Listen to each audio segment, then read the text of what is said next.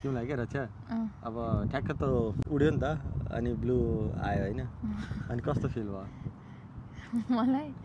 On the spot दिमागमा चाहिँ के आएको त्यो निलो उड्यो नि त अँ, उडेपछि चाहिँ के भएको भन्दा ला छोरी भएन है भन्ने चाहिँ दिमागमा उतिखेरै निलो देखेपछि होइन ला छोरी भएन भन्ने चाहिँ दिमागमा आएको कि झ्याप्प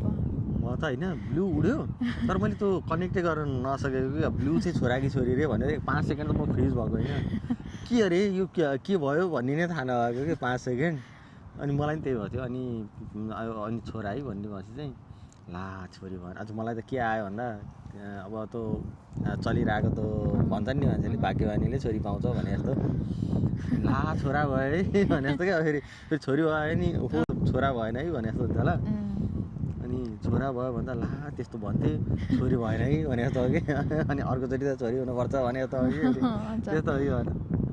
मलाई चाहिँ दिमागमा होइन निलो देख्न साथ ला छोरी भएन भन्ने चाहिँ दिमागमा आएको थियो कि। मेरो नि आयो म 5 सेकेन्ड त प्रोसेसै गरिनँ के हो भन्ने भयो कहाँ आयो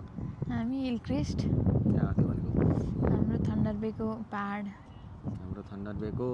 के भन्छ यसलाई काठमाडौँको स्वयम्भू भने जस्तो पोखराको सरङकोट भने जस्तो हाम्रो थन्डरबेको हिल क्रेस्ट थन्डरबे देखिनलाई हिल क्रेस्ट आउनु पर्यो है नि त खतरा खा त तिम्रो सहर हो हो